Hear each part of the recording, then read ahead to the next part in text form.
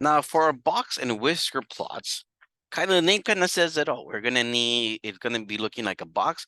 And then you guys have seen the whiskers of a cat, the little things at the side of their head. So we're gonna have a box with whiskers. So that's what we call a box and whisker plot. So here, I found some data. So the following data are the heights in inches of 40 students in Mr. Leonzo's class. So I need to find some information here. The first thing I would like to find is my median. My median, even though I'm asking here for the quarter two, quarter one, quarter two, quarter three, the median is basically my quarter two. That's the first thing I find. I'm not looking at my first quartile first. I'm going straight for my median. Okay, so let me break this. Let me do a line that separates this into half. I wish I could find a number right in the middle because my data is an even amount of numbers, right? 40. My median is not going to be part of my data. So let me draw a line right in the middle. So I'm going to separate this into 20 and 20 numbers. So it happens to be about here. Let me call this my median or quartile 2. All right, when you look at sports, isn't the end of quarter two halftime? So the middle. Okay, so that line represents my median. Now the lower half, there's 20 numbers, right? So let me draw a line that separates it into half. So the median, I have 20 numbers, so I guess my quartile 1 is not gonna be part of my data because 20 is an even number, so it's not gonna be part of my data.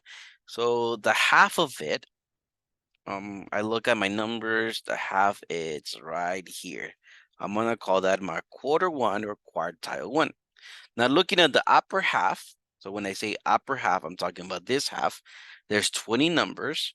Let me draw a line right in the middle. There's 20 numbers, so it's an even number. Again, my line is not gonna be part of my data.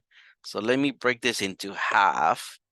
Ooh, let's see, it's right here. That's my quartile 3.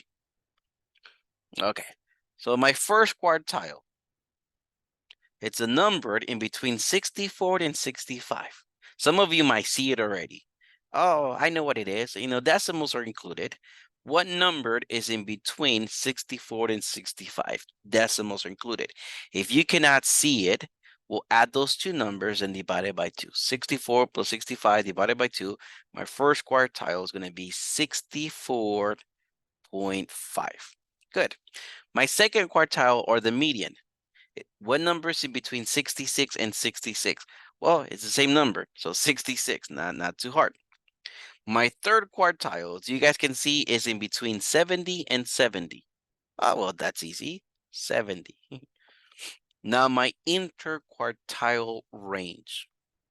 Remember, my interquartile range, I'm gonna go quarter 3 minus quarter 1. So 70 minus 64.5. My interquartile range, in this case, it would be 5.5.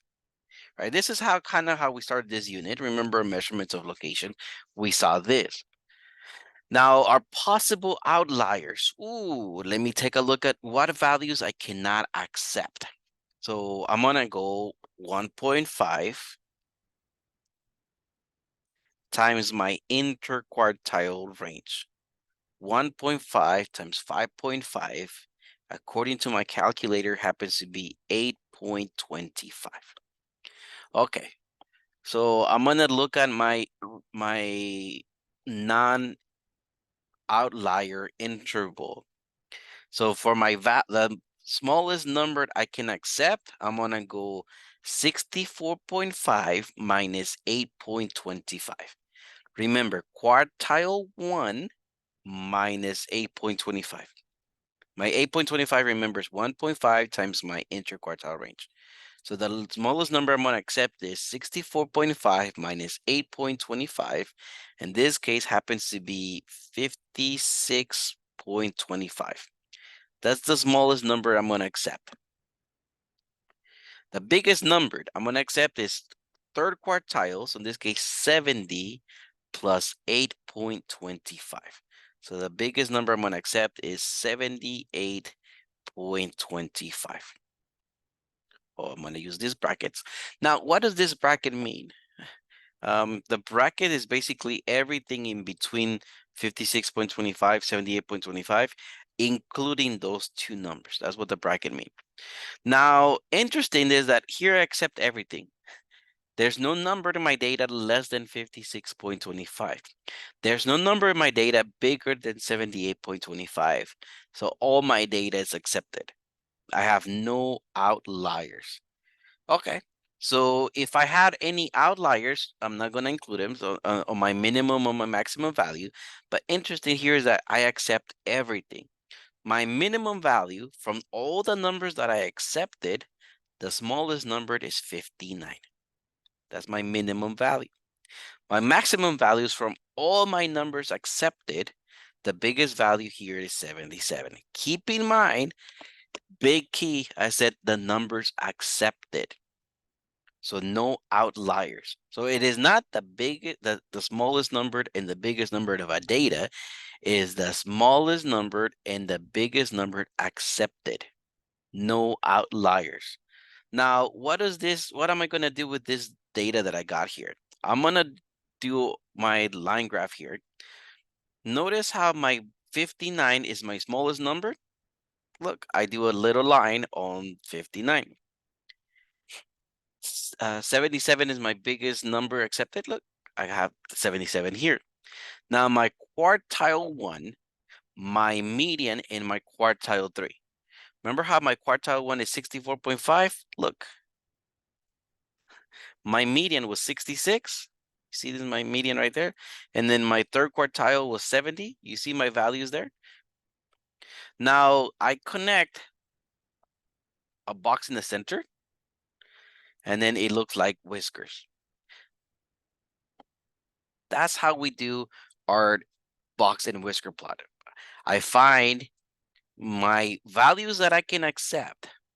I find the minimum, I find the maximum, quartile 1, median, and quartile 3.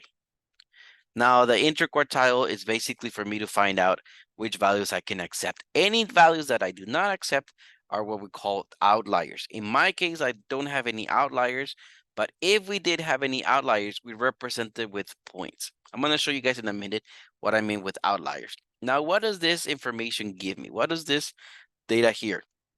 Each quarter has approximately 25% of the data. And I said approximately because I could have some outliers. So 25% of my data is about here. 25% of my data is here, 25% here, and 25% here. That's what this thing is telling me. Each of those quarter has approximately 25% of the data. Now, the spread of the 4 quarters, like how big is each quarter? It varies.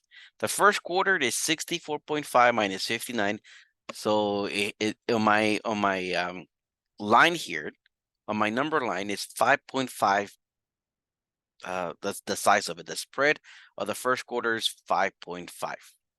My spread of my second quarter is only 1.5. You see how my second space and my first space, they're not the same size?